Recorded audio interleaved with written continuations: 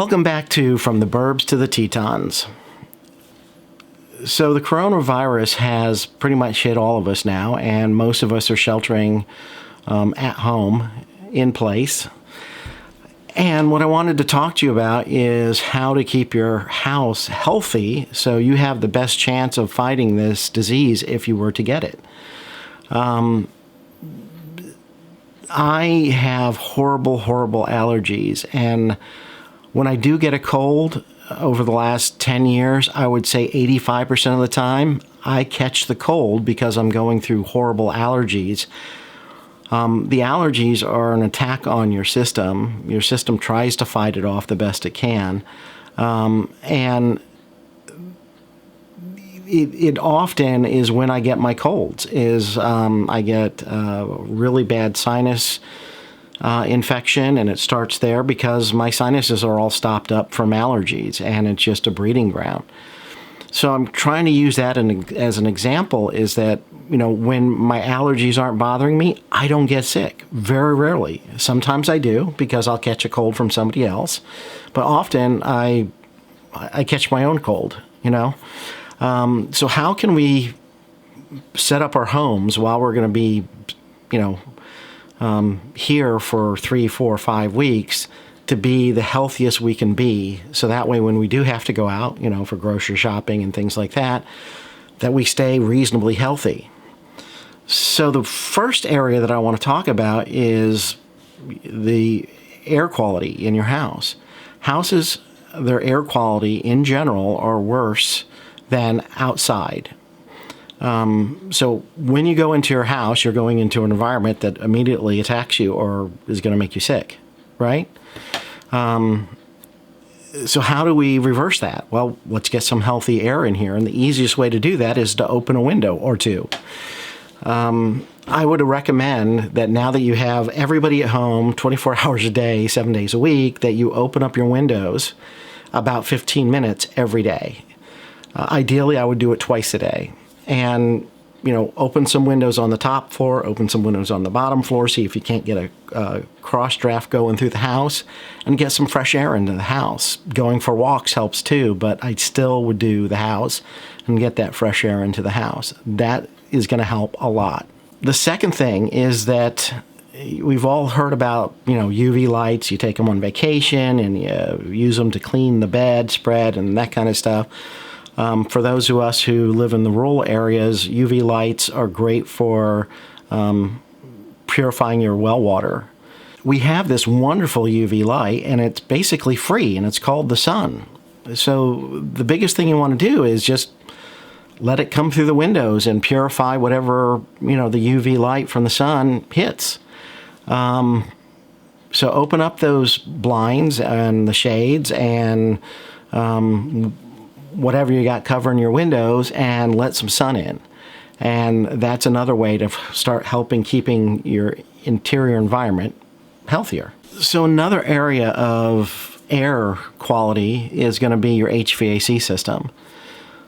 I would highly recommend you go change out your filter, because you probably haven't done it for a while. And most of us don't change our filters enough. So even if you have changed it recently, you may want to go take another look at it and change it out anyways. Now, you want to use a high level filtering system, because otherwise it's just kind of moving the air around. It's not really cleaning the air. And it only cleans the air when it's running. So if you've got one of those circulation modes where it turns on, every hour for 10 minutes to circulate the air, I would turn that mode on. So you're getting that extra circulation. If you think you're having a lot of problems with air quality inside, the other thing you can do is just get a box fan, buy a MERV filter, tape it to one side, turn on the box fan, and it'll filter the air. Lots of people do that for when they're in wood shops now. So don't feel like, oh man, that's a horrible hack. It's not. It works really well. But what you want to do is you want to get something that has a MERV rating of 12, 13, 14. I have filters that I use that are MERV 13. The 3M has their own little rating system. They call it MPR, so I'm using a MPR of 2200. I think they make one higher than that, and it's really expensive, and I thought, MERV 13 versus MERV 14, I'm way ahead of the game. Now, one of the things that most people would think, oh, I'm buying this high-end filter, it'll last longer. Actually, they don't last longer. They last shorter because they catch more stuff in it. They get dirtier faster.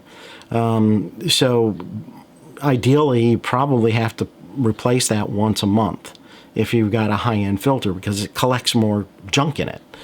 So, go change your filter. If you feel like you've got a pretty dirty house as far as the air quality goes, from dust and particulate in the air, then I would recommend maybe go and pick up a 20-inch box fan. They're, 10, 12, 15 bucks, and then get a 20 by 20 nice filter to put in there, probably, or tape to the back of it. A 3-inch thick one probably would do fine. You can probably find them online.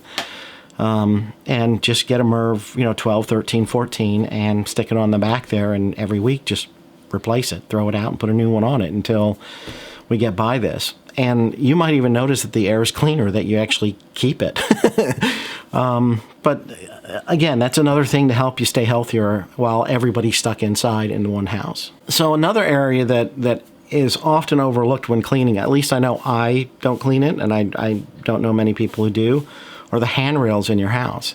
Any place where you grab something to hold your balance and stuff, a lot of people don't clean them because they don't get dusty. You're touching them all the time and moving the dust off of them. But trust me, there's tons of germs there. So go ahead and go clean those. Now be careful about the cleaning products you use, because I was just watching another video on healthy home stuff, and one of their topics, they were talking about how people are taking multiple chemicals to clean because they want to make sure they're covering their bases. And that can be a real problem because those are chemicals that you're mixing together, right? And depending on how those chemicals interact, you end up with something worse in the air than you had before. So pick one cleaner that the CDC has said will kill these viruses, and then use that one cleaner. Don't mix the cleaners.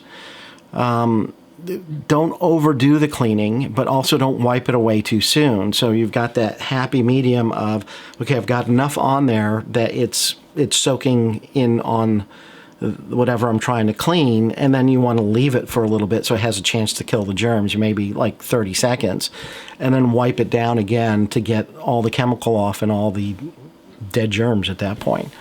So, just realize sometimes more isn't better. Sometimes more is just more, and it can be worse. Okay, now the next one is something I'm sure that a lot of people don't do. Clean all the hand cloths in your house. So you've got hand towels for your kitchen. You've got hand towels in the bathroom. Those probably don't get changed out very often like your bath towels do, that you're using for your shower. Now, some of you may be good about it. I'm horrible at it. Our family is. So go through the house, collect them all, throw them in the washer, add a little something that has some chlorine in it for water. You don't have to add a lot. Water already has chlorine in it to kill germs and bacteria. All we're trying to do is just give it a little zap. So I don't have a front load. Front loads don't use nearly as much water. I got a top load, and I have a smaller one, so I'm thinking that maybe it gets filled up with 20 gallons, maybe. And I'll put like two tablespoons in it, extra, way less than a fourth of a cup. And I do this with colors because all I'm trying to do is re-energize that chlorine level that is sent through the system anyways to keep the water clean going through the pipes. And we're not trying to put the chlorine in to get the towels whiter. We're putting it in to kill germs. You don't need that much chlorine to kill germs.